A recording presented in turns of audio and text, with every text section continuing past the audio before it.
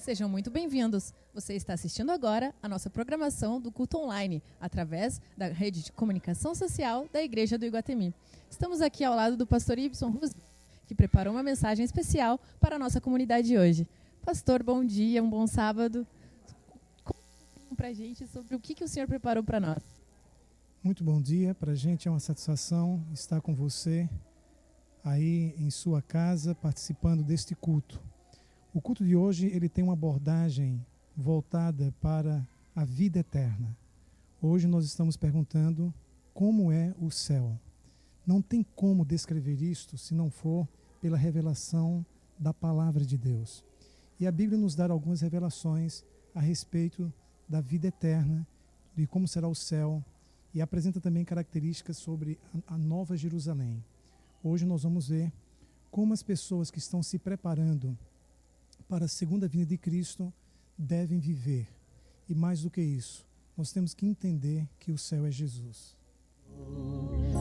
Santo, Santo, Santo, somente é o Senhor. Santo,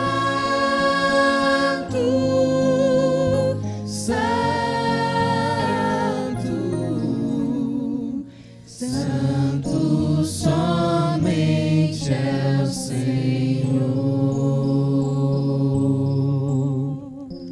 Santo, somente é o Senhor.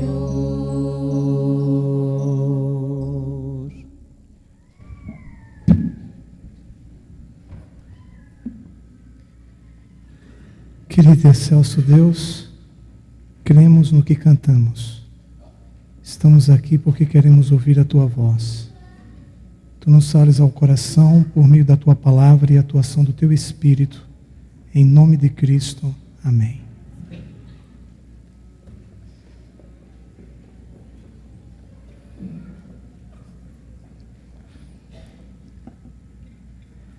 Esperamos, pela graça de Cristo, que em breve tenhamos aqui os microfones sem fios. Queridos, você já desejou, ou vocês já desejaram um feliz sábado para a pessoa que está do seu lado? Se você ainda não fez, por favor, faça agora.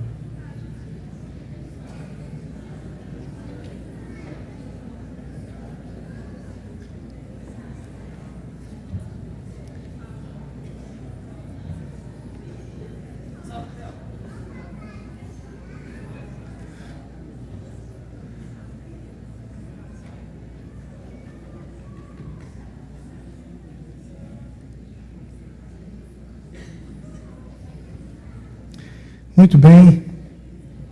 Se alguém lhe perguntasse como é o céu, qual seria a sua resposta, Paulo?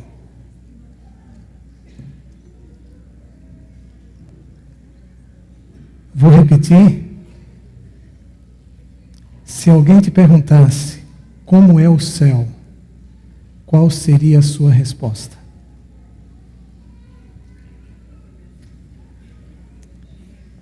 Qual a cidade mais linda que você já visitou?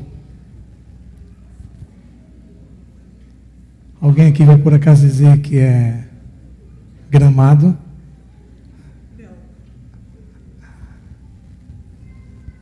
Qual o lugar no mundo, que você gostaria de morar?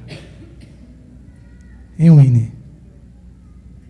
Depois que você terminar seu curso de administração, qual é o lugar do mundo que você gostaria de morar? O teu céu é Porto Alegre. Imagine se de repente Deus fosse o arquiteto e o construtor de Porto Alegre. E como se não bastasse, o prefeito dessa cidade. Como seria Porto Alegre? Seria bem seria bem diferente. Queridos, como é o céu? A Bíblia diz que o céu é um lugar real. Nós encontramos nas páginas do Novo Testamento 276 referências sobre o céu. São quase 300 referências sobre o céu. Em algumas situações, quando a Bíblia fala sobre o céu, está falando de vida eterna. O que me deixa encantado é que o céu, mais do que o destino de todos os salvos, de Adão até a segunda vinda de Cristo, o céu é o destino de todos os salvos. Mais do que um destino, o céu deve ser um estado de espírito no presente. O céu deve ser uma motivação espiritual para vivermos de acordo com a vontade de Deus. Vocês concordam com isso? Sim ou não? Pôncio de Leão, ele era governador de Porto Seguro. E o fato, melhor, Porto Rico, isso no século XV, e ele soube que havia água da vida em algum lugar do mundo. E os exploradores espanhóis assinalaram a direção desta ilha onde existia a água da vida. Tomando esta água, ele teria juventude eterna.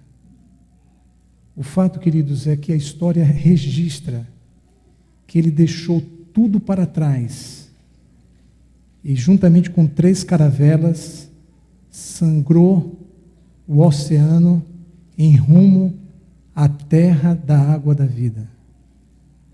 Chegando em determinada ilha, ele enfrentou oposição, enfrentou conflitos por causa dos nativos e teve então que retornar para a sua terra.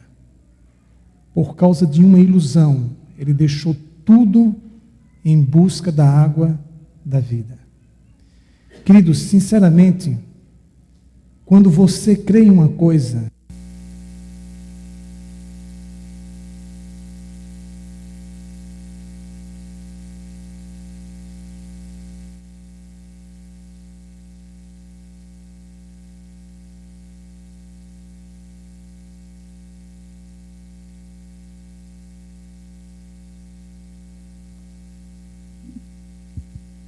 você crê em alguma coisa, você é capaz de dar a vida por ela.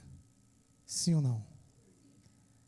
Quando cremos, somos capazes de dar a vida, de deixar tudo por isto, por entendermos que é algo incomparavelmente melhor e superior. Foi exatamente o que ele fez. Quando um determinado filósofo e célebre agnóstico estava às portas da morte, ele lamentava para onde a filosofia o havia conduzido. Ao encontrar-se às portas da morte, ele disse: estou desesperado e angustiado. Quem sou e para onde vou? A minha alma não tem paz. Quando você não sabe para onde vai, como fica a sua situação ao deparar-se com os últimos momentos da sua existência? E esses últimos momentos, eu não quero ser dramático, eu quero ser realista. Mais cedo ou mais tarde, esses últimos momentos vão chegar. Uma questão existencial que não pode ser ignorada em nossa vida, não tem como. Eu entendo que nós temos que viver nos preparando para a morte e morrer preparados para a vida. Vocês concordam com isso? Sim ou não? Eu entendo exatamente desta forma. Então, por favor, como é o céu. Vamos abrir o compêndio de Deus e vamos fazer uma reflexão sobre isto. Inicialmente, vejamos aqui no livro de Colossenses, o conselho do apóstolo Paulo. Livro de Colossenses, capítulo 3. Nós vamos abrir a palavra de Deus um pouco mais do que de costume. Versículos 1 e 2, a palavra assim nos diz: portanto, se fostes ressuscitados juntamente com Cristo, buscai o que, queridos? As coisas lá do alto, onde Cristo vive, assentado à direita de quem? De Deus. Paulo faz menção de um lugar real, onde Cristo vive assentado à direita de quem? De Deus. No versículo subsequente ele diz: pensai nas coisas lá do alto, não nas que são aqui da onde? Da terra. Uma proposta espiritual tremenda. O que Paulo está propondo é que você pense nas coisas que são lá do alto, que você pense nas coisas de valor e projeção para a eternidade, e que além de pensar, de refletir, que você busque e viva de acordo com exatamente suas concepções à luz da revelação. Suas concepções sobre o céu devem estar submetidas às revelações, porque ninguém tem como, do ponto de vista natural e humano, descrever o céu.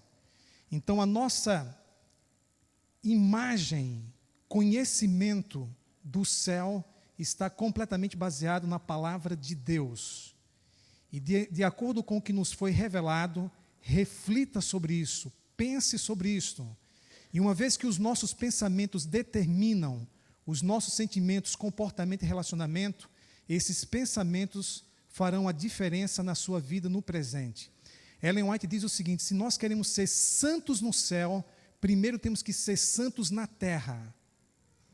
Talvez santidade, bem como também sofrimento e serviço, não seja tão atrativo para você, mas nós veremos no Apocalipse que faz parte da preparação para a vida eterna, o serviço, o sofrimento e a santidade. E queridos, o interessante aqui, nesta proposta do apóstolo Paulo, é que quando nós pensamos nas coisas que são lá do alto, nós elevamos o nosso nível de vida, a nossa qualidade de espiritualidade. Ela ganha no momento em que você tem uma perspectiva de futuro e de vida eterna. Aquela criança, ela morava próxima do cemitério e mais de uma vez durante o dia ela tinha que passar pelo cemitério. Alguém a observava e ficava impressionado com a tranquilidade daquela criança. E o fato, queridos, é que em certa ocasião a criança foi abordada e aquele homem lhe perguntou se ela não tinha medo de passar pelo cemitério. Ela disse: não tenho medo. Mas por que você não teme? Porque minha casa fica do outro lado. Queridos, o nosso lar é eterno. Ele de fato fica do outro lado. E nós temos razões inteligentes para crermos na vida eterna e para crermos em um novo céu e uma nova terra. E nós vamos apresentar daqui a alguns instantes que esta fé no novo céu e na nova terra, esses pensamentos sobre as coisas do alto, são no mínimo uma iniciativa inteligente para você que já terminou sua faculdade, que já fez mestrado e doutorado, para você que não quis fazer nenhuma faculdade, independente disto, à luz da Bíblia, nós podemos pensar nas coisas que são lá do alto e temos razões inteligentes para isso. Amém? E aí nós nos deparamos com um homem extremamente culto que nos fala a respeito do que ele viu. Ele, na realidade, menciona o que viu e não entra em detalhes. Por favor, Bíblias abertas em 2 Coríntios, capítulo 12. 2 Coríntios, capítulo 12.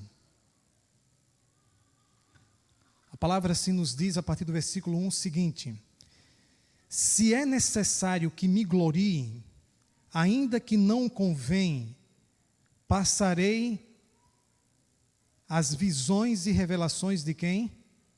Do Senhor. Aqui nós temos o Apocalipse de Paulo. A palavra revelações vem exatamente da palavra apocalipsis. E aqui nós temos o Apocalipse de Paulo. Um Apocalipse que ficou encoberto durante 14 anos. Nós vamos ver isso daqui a pouco. O fato é que nós precisamos ter visões e revelações do Senhor em nossa vida, à semelhança do apóstolo Paulo. Amém? E como nós temos essas revelações do Senhor? Através da palavra. Nós precisamos hoje, no século 21, sermos guiados profeticamente e pensarmos biblicamente. O cristão que não pensa biblicamente, que não é guiado profeticamente, ele terá dificuldades em sua espiritualidade. E nós precisamos, como nunca, tomarmos a decisão de priorizar a Bíblia em nossa vida, a fim de que, à semelhança do apóstolo Paulo, nós tenhamos as revelações do Senhor para a nossa vida, a nossa família e a nossa igreja. E o texto nos diz no verso subsequente: conheço um homem em Cristo que há 14 anos foi arrebatado até o terceiro céu. Queridos, era costume dos rabis judaicos usarem a terceira pessoa no lugar da primeira pessoa. Quando Paulo afirmou taxativamente, conheço um homem, ele estava usando a terceira pessoa, mas se referia a si mesmo. E Paulo usou este recurso, este método, de usar a terceira pessoa no lugar da primeira para não se gloriar, para não correr o risco de se orgulhar. Porque o que ele vai declarar a seguir poderia induzi-lo à ostentação.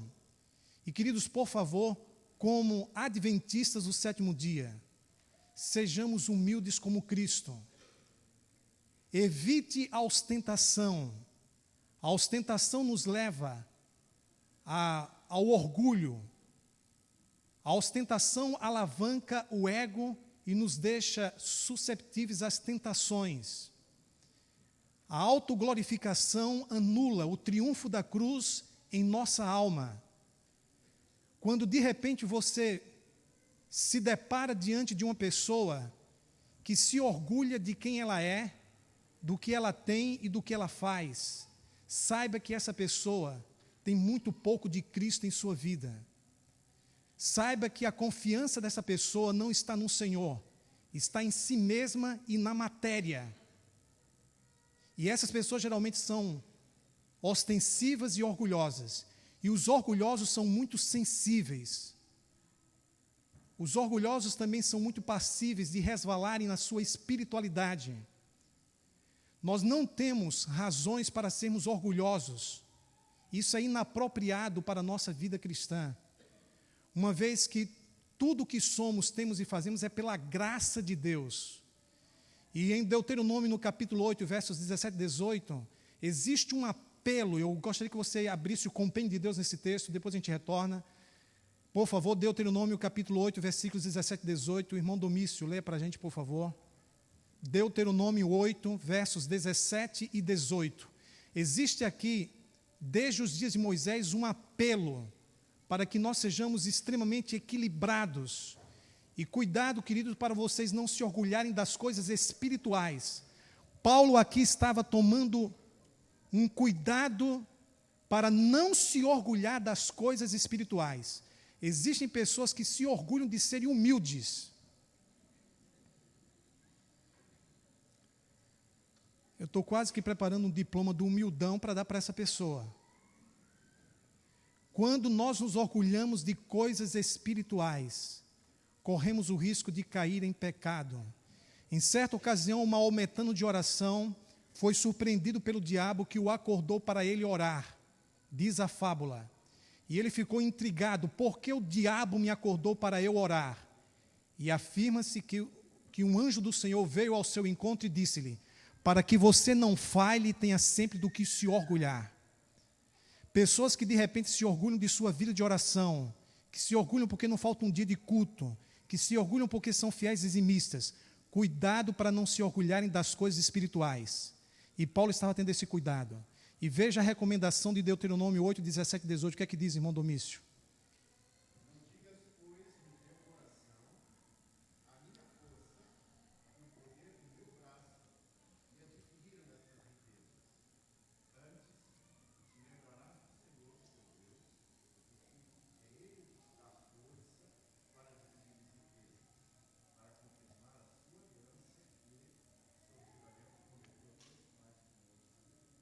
Amém? Muito bem, retornando então para 2 Coríntios capítulo 12, ele diz que esteve aonde? No 100º céu, não é isso? Onde ele esteve? No 3º céu. Quando você anda de avião, você atinge o 1º céu. Um pouco ali acima das nuvens.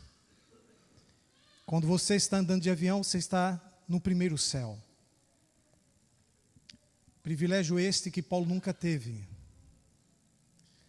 Quando, no dia 20 de julho de 1969, Neil Armstrong pisou na Lua, ele alcançou o 2º céu. Interessante que 9 anos antes, no dia 25 de março de 1961, o presidente John Kennedy, falando para o Congresso americano, apelou para que os Estados Unidos, até o final da década de 60, pudessem então conquistar essa proeza no mundo astronômico. E de fato, no dia 16, os 3 astronautas saíram de Flórida, nos Estados Unidos. 4 dias depois chegaram na Lua, passaram 2 horas e 45 minutos, e aí surgiu aquela célebre frase de Neil Armstrong, qual foi mesmo? Um pequeno passo para o homem, mas um salto gigantesco para a humanidade. Algumas pessoas pensam que esta frase ela foi pronunciada de forma inspirada naquele momento. Ela tinha sido elaborada com meses de antecedência. E o próprio Armstrong perguntou ao seu irmão o que ele achava desta frase. E inicialmente a frase dizia: um pequeno passo para um homem, que era ele. Um grande salto para a humanidade. Mas no momento ele trocou um homem por o homem. Armstrong se orgulhava de ter chegado aonde? À Lua. De ter pisado ali. Não obstante, Paulo esteve aonde, queridos? Esteve aonde? Paulo esteve no 3º céu, no centro do universo, no trono de Deus. E no versículo 3 ele então diz: e sei que o tal homem, se no corpo ou fora do corpo, não sei, Deus o sabe, foi arrebatado ao paraíso e ouviu de quem? De Deus e dos anjos, palavras inefáveis, segredos não revelados, aos quais não é lícito ao homem referir. Isso ele guardou durante 14 anos, ou seja, 6 anos depois da sua conversão. Durante 14 anos ele guardou para si esses segredos inefáveis que lhe foram revelados por ocasião desta visão, quando ele esteve no paraíso e teve uma visão gloriosa do céu como lugar real. Queridos, pare agora e pense: aquele que desceu num cesto por mãos humanas foi arrebatado para as alturas e para o centro do universo pelas mãos de Cristo. Veja o capítulo 11, verso 33. Mas num grande cesto me desceram por uma janela da muralha abaixo, e assim me livrei das suas mãos. Aquele Paulo que foi perseguido, aquele Paulo que corria risco de perder a própria vida, havia planos humanos para o seu assassinato. Agora Deus então o soergue e lhe mostra que existe um plano divino para a sua vida e um plano eterno. Deus tem um plano eterno para a tua vida. Você pode descer em um cesto, mas você será arrebatado pelas mãos do Senhor para o paraíso. Você pode sofrer aqui nesta vida, você pode sofrer quedas nesta vida, você pode lamentavelmente descer nesta vida, mas em Cristo você subirá para a vitória e para a eternidade. Veja as coisas que Paulo sofreu. Paulo sofria, queridos, nutrindo e cultivando em seu coração a bendita esperança de um novo céu e uma nova terra. Ainda no capítulo 11, a partir do versículo 23, ele nos diz: são ministros de Cristo? Falo como fora de mim, eu ainda mais, em trabalho muito mais em prisões, em açoites sem medida, em perigos de morte, muitas vezes. Verso 24, 5 vezes recebi dos judeus uma quarentena de açoites menos um. Fui 3 vezes fustigado com varas, uma vez apedrejado, em naufrágio 3 vezes. Uma noite e um dia passei na voragem do mar.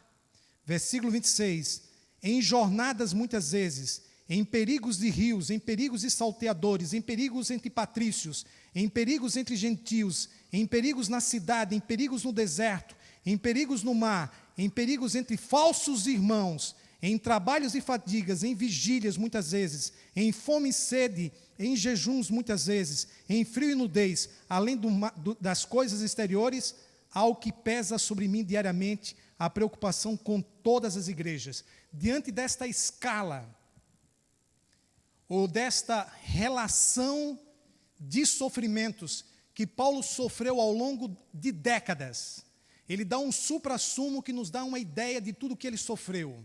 Paulo enfrentava o sofrimento com os pés na terra, mas com os olhos no céu. Como você enfrenta o sofrimento? Você tem revelações do Senhor para a sua vida, que te dão sustentabilidade na fé, que te passa a mensagem, a verdade de que as coisas deste mundo são passageiras, transitórias e efêmeras, que você tem um inferno a evitar e um céu a ganhar. Você cultiva a esperança da vida eterna, você tem a fé de que pela graça de Deus, o teu destino é o céu, e que a morte será apenas para ti uma sala de espera para a eternidade. Assim Paulo enfrentava o sofrimento, e durante 14 anos, ele guardou esse segredo consigo mesmo. 20 anos depois da sua conversão, Paulo então revela onde ele esteve. Queridos, o céu mais do que um destino, deve ser uma motivação para a nossa vida espiritual. Por isso, em 1 João 3,4, o apóstolo diz que quem tem essa esperança a si mesmo se purifica. Amém? O céu também pode ser um estado de espírito, porque quem tem o Filho tem a vida. Conforme 1 João capítulo 5, versículo 12. Então, nos vem agora uma pergunta, e a pergunta é a seguinte: como é o céu? O apóstolo João nos tenta descrever no livro do Apocalipse, sim ou não? E ele fala sobre a Nova Jerusalém. Mas, queridos, como nos diz 1 Coríntios capítulo 2, versículo 9, por favor, 1 Coríntios 2, 9. O texto bíblico aqui nos diz algo extraordinário, que apesar do esforço do apóstolo João, ele não consegue expressar de fato o que é o céu. Mas como está escrito, nem olhos viram, nem ouvidos ouviram, nem jamais penetrou no coração humano o que Deus tem preparado para aqueles que o amam. Então, vai muito além daquilo que nós imaginamos ou pensamos. Por mais que você pense em coisas sobrenaturais, extraordinárias, incríveis, é muito mais do que você pensa ou imagina. Mas ainda assim, João também viu, e ele descreve o que ele conseguiu visualizar. Então, por favor, abramos o compêndio de Deus no livro do Apocalipse, capítulo 21. Bíblias abertas em Apocalipse, capítulo 21. Aqui nós temos, então, a descrição do Apocalipse sobre a Nova Jerusalém. Apocalipse 21, a partir do versículo 10. E me transportou em espírito até uma grande e elevada montanha, e me mostrou a santa cidade, Jerusalém, que descia do céu, da parte de quem? De Deus, a qual tem a glória de Deus. O seu fulgor era semelhante a uma pedra preciosíssima, como pedra de jaspe cristalina. Tinha grande e alta muralha, 12 portas, e juntos às portas 12 anjos, e sobre elas nomes escritos, que são os nomes das 12 tribos dos filhos de Israel. 3 portas se achavam a leste, 3 ao norte, 3 ao sul e 3 a oeste. A muralha da cidade tinha 12 fundamentos, e estavam sobre os 12 nomes dos 12 apóstolos do Cordeiro. Aquele que falava comigo tinha por medida uma vara de ouro para medir a cidade, as suas portas e a sua muralha. A cidade é o que, queridos? De comprimento e o que mais? Iguais. E mediu a cidade com a vara até 12.000 estádios. Lembre-se de que um estádio são 206 metros. O seu comprimento, largura e altura são iguais. Essa cidade ela tem mais de 600 quilômetros de largura, de comprimento e de altura. Você pode imaginar uma cidade com essas dimensões? Ela é menor um pouco do que a metade dos Estados Unidos. Ela é maior do que os estados do Rio Grande do Norte, Paraíba, Sergipe, Alagoas e Pernambuco juntos.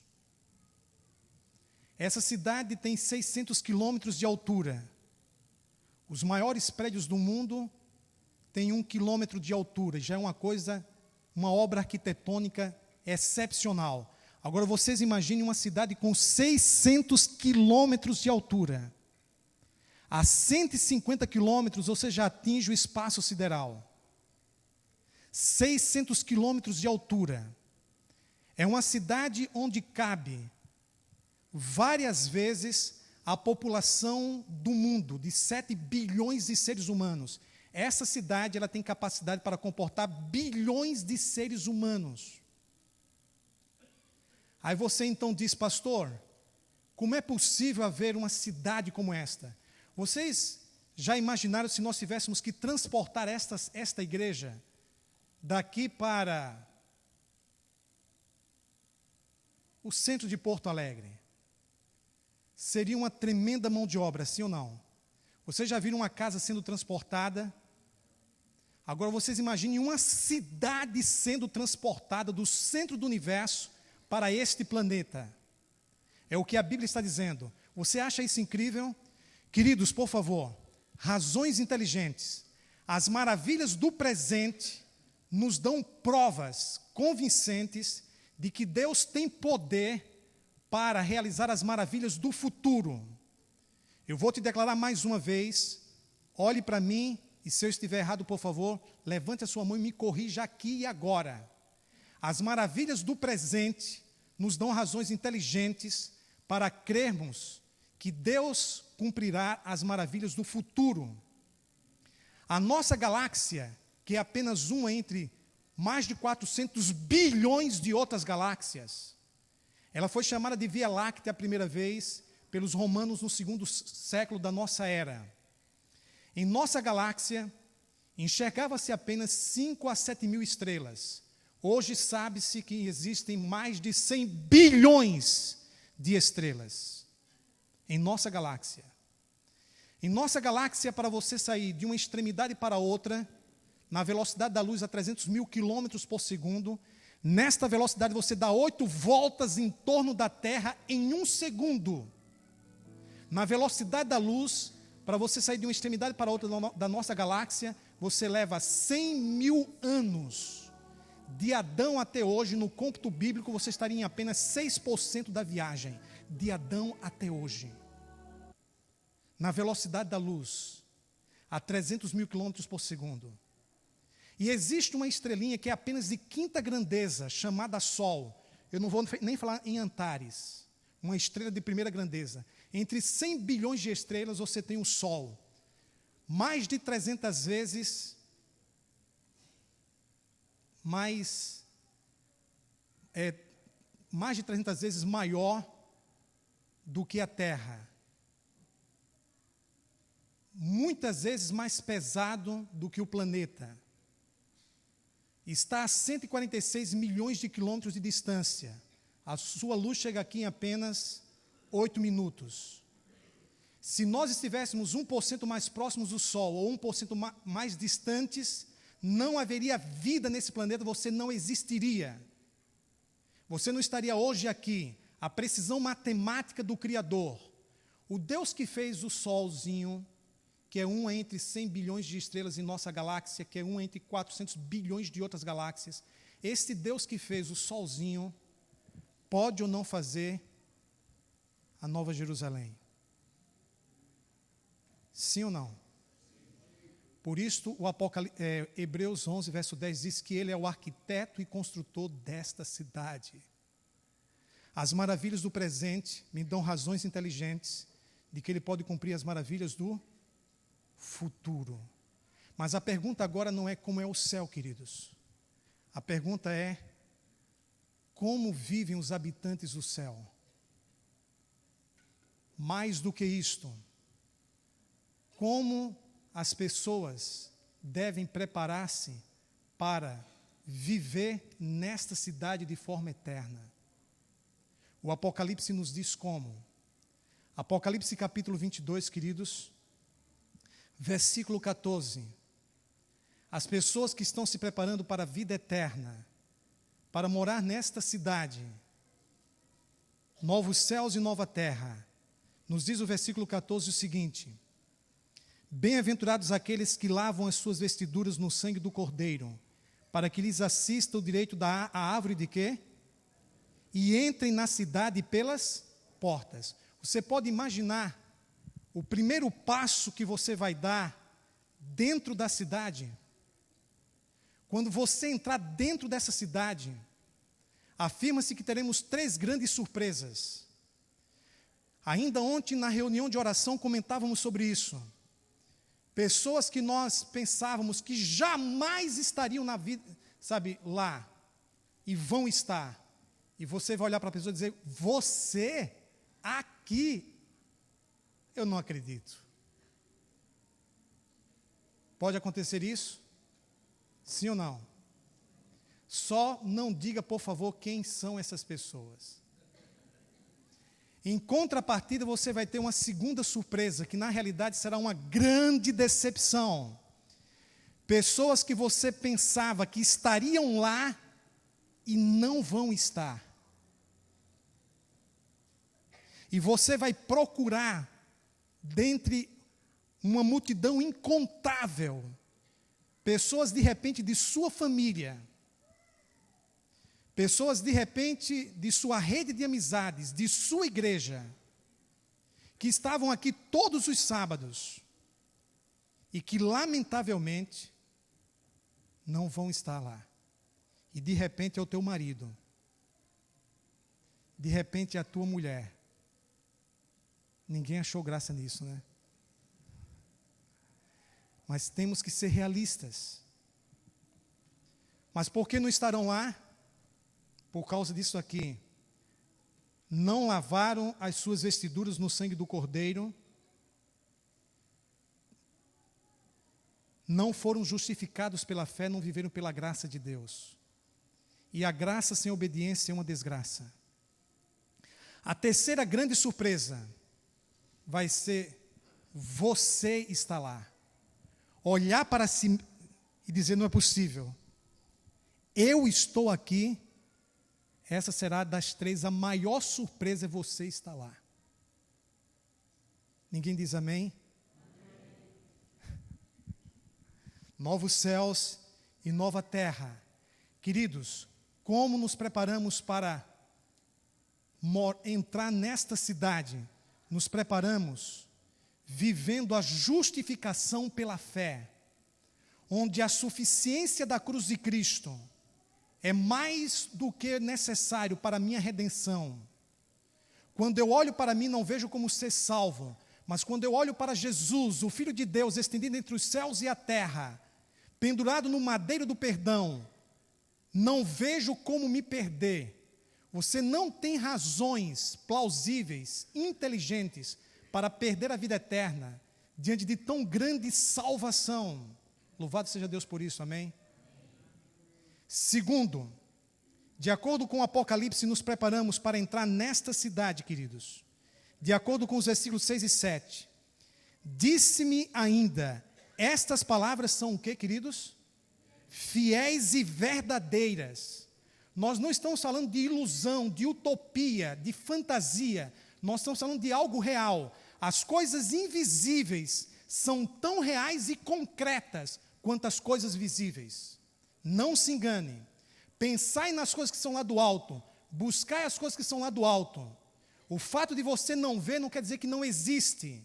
O que há de coisas que não vemos e existem, e por revelação, nós sabemos do Senhor que essas coisas são verdadeiras e fiéis. Não há nada mais verdadeiro e fiel do que a palavra do Senhor. E o texto aqui nos diz ainda mais, queridos, o Senhor, o Deus dos espíritos dos profetas, enviou seu anjo para mostrar aos seus servos as coisas que em breve devem acontecer. Eis que venho sem demora. Bem-aventurado aquele que guarda as palavras da profecia deste livro. Como nos preparamos para entrar nessa cidade? Como? Guardando a palavra. O Salmo 119, verso 11 diz: escondi a tua palavra no meu coração, para não pecar contra ti. No versículo 105, o salmista diz: lâmpada para os meus pés é a tua, e luz para o meu caminho. Queridos, Abraham Lincoln disse: eu sou homem de um livro só, a Bíblia. Como nunca, no século 21, onde as pessoas assistem mais do que leem, nesta geração digital, na contramão do mundo, nós precisamos dedicar tempo à leitura da Bíblia. E mais do que ler a Bíblia, nós precisamos praticar a palavra na família, na alimentação, nos nossos relacionamentos, na saúde, em todas as dimensões da nossa existência. Por favor, queridos, precisamos pensar biblicamente, precisamos ser guiados profeticamente. Estaremos na contramão do mundo, mas estaremos nas mãos de Deus. E nós nos preparamos para a segunda vinda de Cristo, para a vida eterna, por meio da palavra. Não negligencie a Bíblia em sua vida. Não negligencie momentos com Deus em sua vida. Que a Bíblia assuma prioridade. Troca o Facebook pelo Face Jesus. Por favor, passe mais tempo com Deus, pela sua graça e o seu poder. Queridos, você só pega na Bíblia no sábado. A Bíblia é prioridade em tua vida. Você tem vergonha de levar a Bíblia para a faculdade? Você tem vergonha de levar a Bíblia para o seu ambiente de trabalho? Em alguma área da sua vida você tem sido apenas ouvinte e não tem sido praticante? O texto bíblico nos mostra em Apocalipse 22, são as últimas palavras. Nos preparamos para a volta de Cristo guardando a palavra. Amém? Vivendo pela graça e pela fé e guardando a palavra. Mais do que isso, existem 3 expressões aqui que são repetidas por Jesus. Por favor, versículo 3, diz assim. Versículo 3 nos diz assim, última parte: os seus servos o servirão. Serviço. Versículos, por favor, 11 e 12. Continue o injusto fazendo injustiça, continue o imundo ainda sendo imundo, o justo continue na prática da justiça e o santo continue a santificar-se. Santidade. E eis que venho sem demora. E comigo está o galardão que tenho para retribuir a cada um segundo as suas obras. 3 palavras que começam com a letra S. Serviço, sofrimento e santidade. Estas 3 coisas não podem ser ignoradas por nós. Amados, entendamos uma coisa. Nós não fomos chamados do mundo para a igreja para ficarmos sentados no banco de uma igreja. Nós fomos chamados para servir e fazer a diferença no mundo ao nosso redor. Não se enganem. Pessoas que só estão preocupadas com a sua vida moral, pessoas que não estão preocupadas em ajudar o próximo, pessoas que cruzam os braços e não são servos, essas pessoas precisam reconsiderar a maneira como estão se preparando para a segunda vinda de Cristo. Vou te dar um exemplo simples. Num dia que nós fizemos aqui o apelo para ajudar na praça, uns 5 se levantaram. No domingo de manhã nós tínhamos aqui mais de 20. Ninguém diz amém? Nós estamos precisando de secretárias para as salas, as classes da escola sabatina. Estamos com dificuldade de conseguir uma secretária para cada classe da escola sabatina, queridos. Há mais de um ano, nós estamos tentando várias pessoas para serem pastores de igrejas em miniatura chamadas classes de escola sabatina. Já vai para quase um tempo, 2 tempos e metade de um tempo. E não conseguimos. Se não há uma predisposição interior de servir ao Senhor, é de se reconsiderar a sua espiritualidade. Olhe nos meus olhos e eu te faço uma exortação pastoral. Os negligentes, os indiferentes, os que não são servos, não estarão nesta cidade. Porque quando a graça de Deus se derrama sobre um ser humano, ele é motivado espiritualmente a servir. Ele entende que o sofrimento é inevitável e que mais importante do que o sofrimento é como ele reage no sofrimento. E ele se apega com Deus. E ele sabe que a santidade não caiu de moda, que ele precisa investir na santidade. E ser santo é amar a Deus e as pessoas. E quando as amamos, guardamos os seus mandamentos. Sim ou não? Santidade, sofrimento e serviço. Não ignore essas 3 coisas. Não ignorem. Senão você vai estar perdido. Você vai ser um daqueles que a gente pensava que estaria lá e não vai estar. É com você mesmo que eu estou falando. Não dá para você continuar vivendo do jeito que você está vivendo. Você sabe o que eu estou te dizendo. Que Cristo possa te encantar e mudar o rumo da tua vida. Graças a Deus que apesar de tudo que você fez e vem fazendo, você está aqui. Graças a Deus.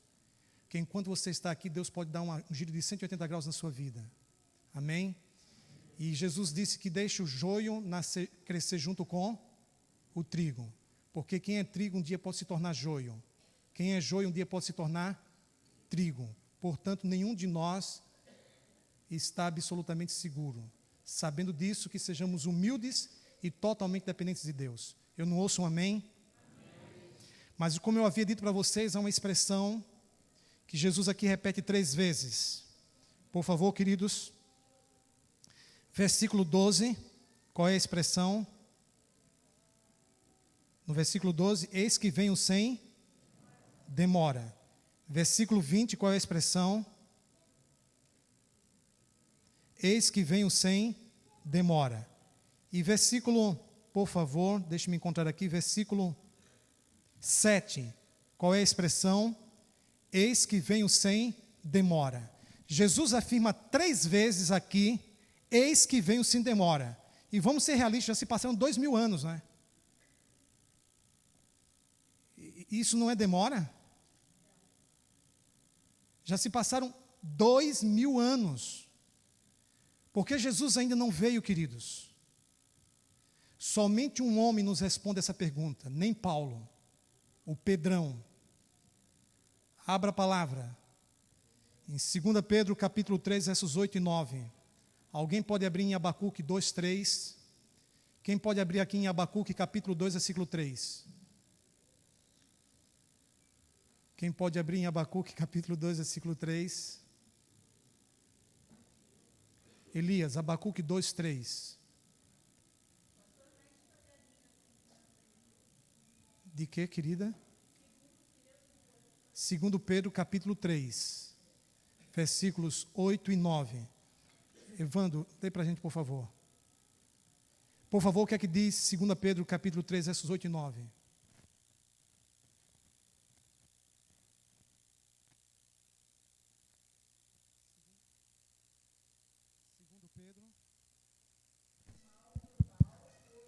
Segundo Pedro,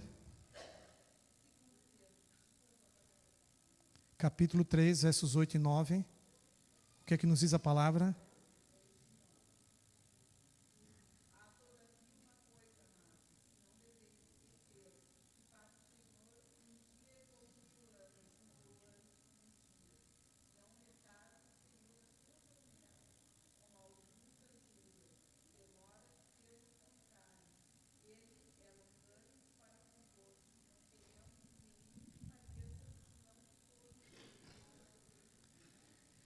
Queridos, Deus não está limitado pelo tempo e o espaço. Ele criou o tempo e o espaço. 1000 anos para Deus é como um dia, e um dia para Deus é como o quê? 1000 anos. Então, 2000 anos e nada para Deus são a mesma coisa. Ele não está limitado pelo tempo. Agora, por favor, entenda mais uma coisa. Quantos de nós aqui, se Jesus tivesse voltado há 10 anos, não embarcaria para o arrebatamento? Então ele tem retardado para te dar tempo, para ver se de repente você cai em si e dá uma chance para o Espírito Santo, para que Jesus triunfe em tua vida. Então Pedro aqui nos apresenta 2 razões. Primeira, Deus não contabiliza o tempo como eu e você. E segundo, Deus está dando tempo para você. E Abacuque 2:3, o que é que nos diz, Elias? Toca a trombeta em Sião.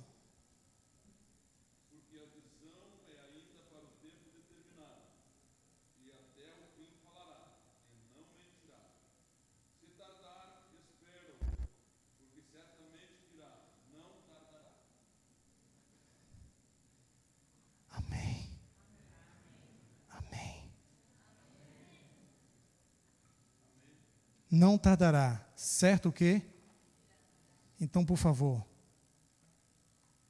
Ele vem. Ele vem, queridos. A palavra nos dá a segurança de que o Senhor vem. Mas entendamos uma coisa. O céu é Jesus. O que seria do céu sem Cristo? Eu experimentei isso esses dias. Minha esposa passou quase 30 dias longe de casa. Paguei os meus pecados e passei cheque predatado. É bom para você valorizar. A casa sem ela não tem sentido. Quem dá sentido àquela casa é ela e a chupetinha, a Alana. Dão sentido àquela casa. As pessoas dão sentido às coisas. Não são as coisas que dão sentido às pessoas. Isso te diz alguma coisa? Não é o céu, queridos, é Jesus. E Jesus é tudo. Veja o que nos diz aqui o Apocalipse 22, versículo 13. Eu sou o Alfa e o Ômega, o primeiro e o último, o princípio e o que mais? E o fim. Por favor, deseje a vida eterna, porque Jesus vai estar lá. Alimente essa expectativa, amplie essa perspectiva, porque Jesus vai estar lá.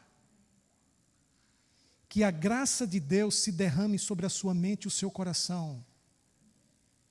Que o Espírito Santo faça pulsar em tua alma a vontade de estar lá, de estar com Cristo.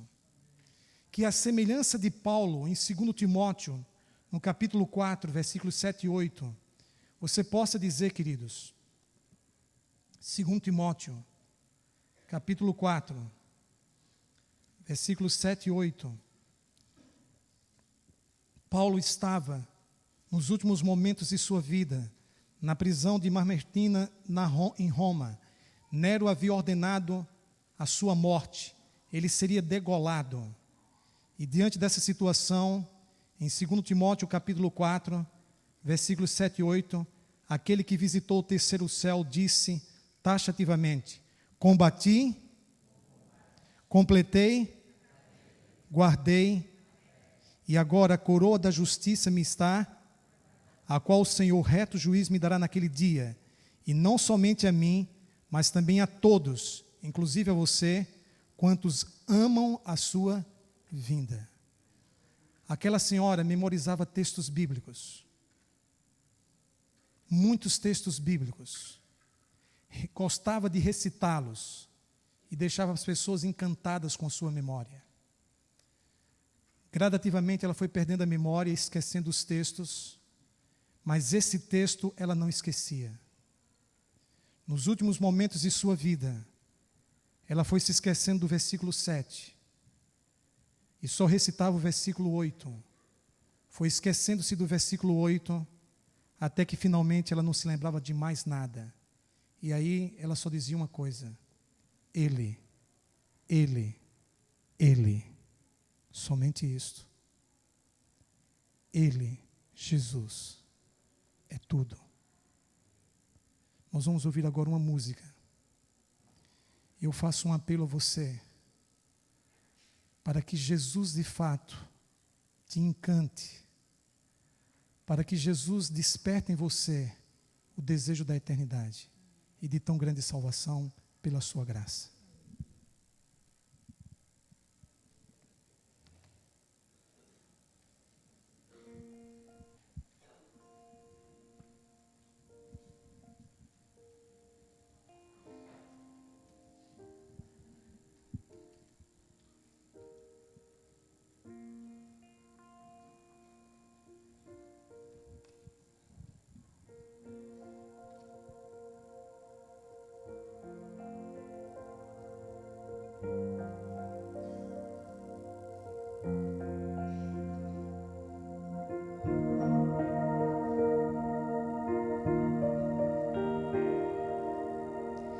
No céu há uma porta que ainda está aberta pelo intercessor, mas não vai demorar.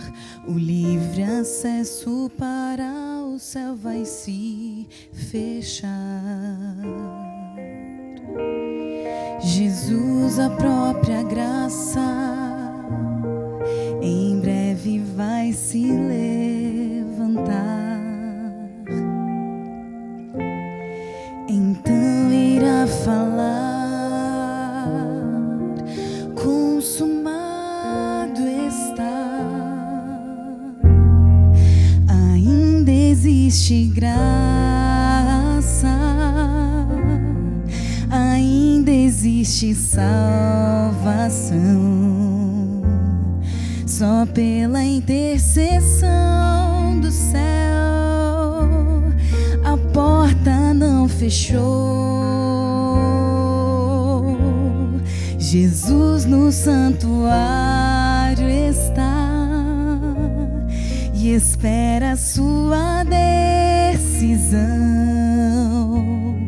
pois breve o conflito findará e o céu selado estará.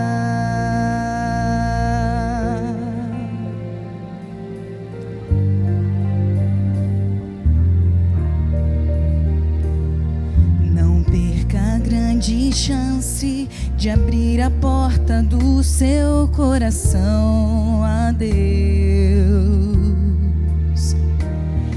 Jesus só vai bater, sem sua permissão ele não vai entrar.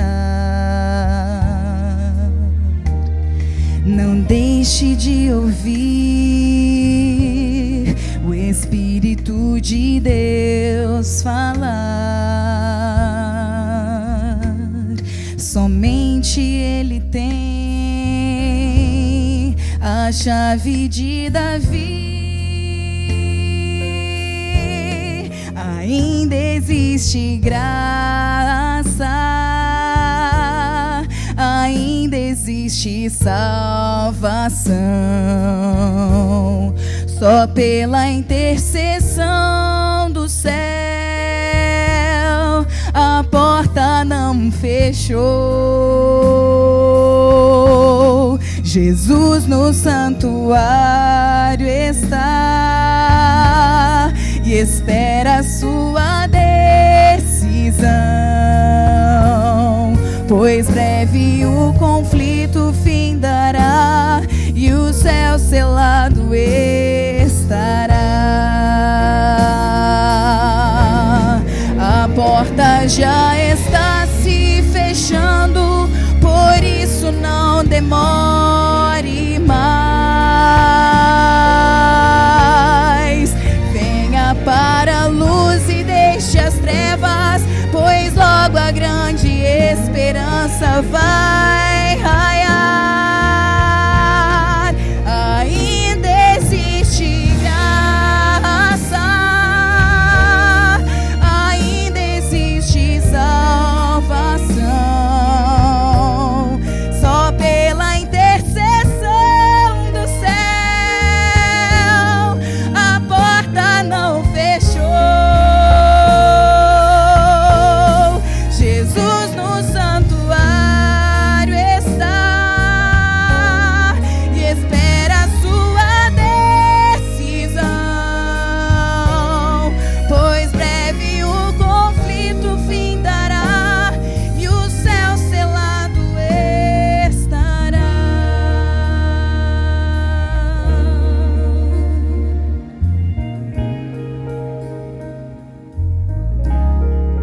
Ainda existe graça.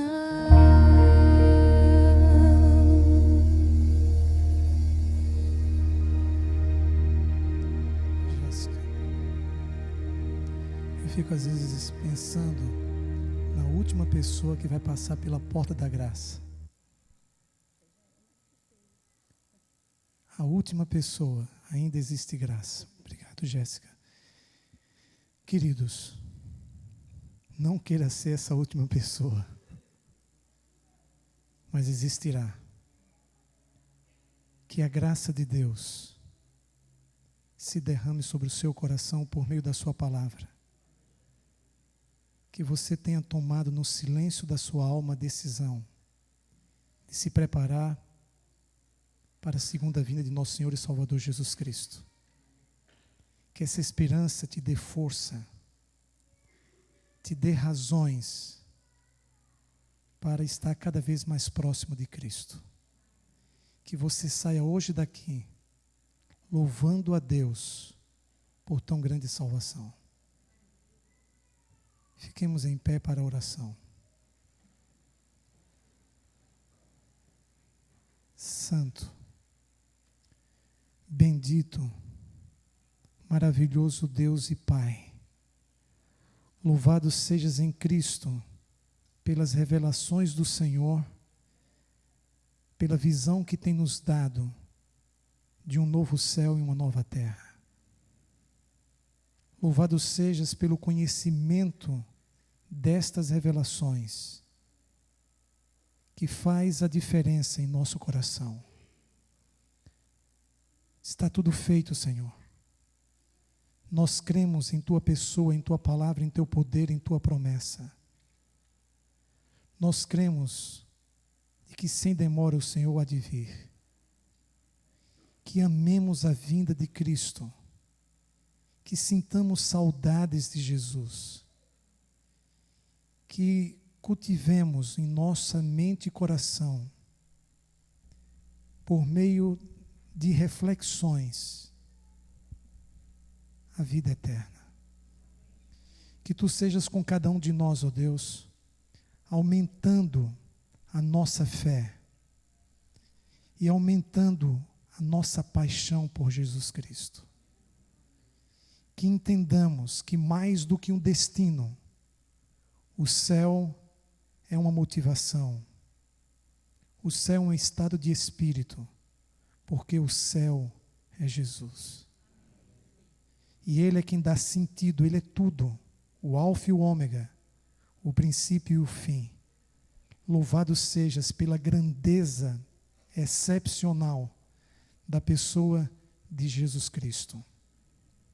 O homem já chegou no primeiro e no segundo céus, no terceiro só por meio de Cristo. E nós entregamos nossas vidas ao Senhor. Em nome de Jesus, amém.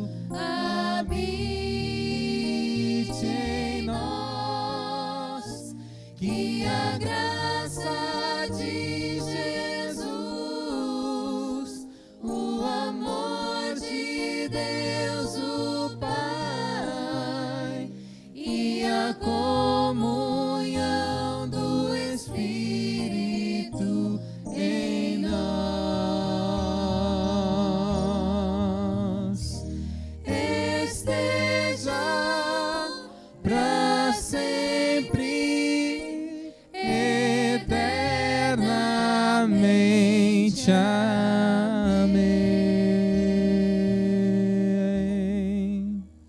Aproveite, abrace a pessoa que está do seu lado e nos encontramos então no próximo culto.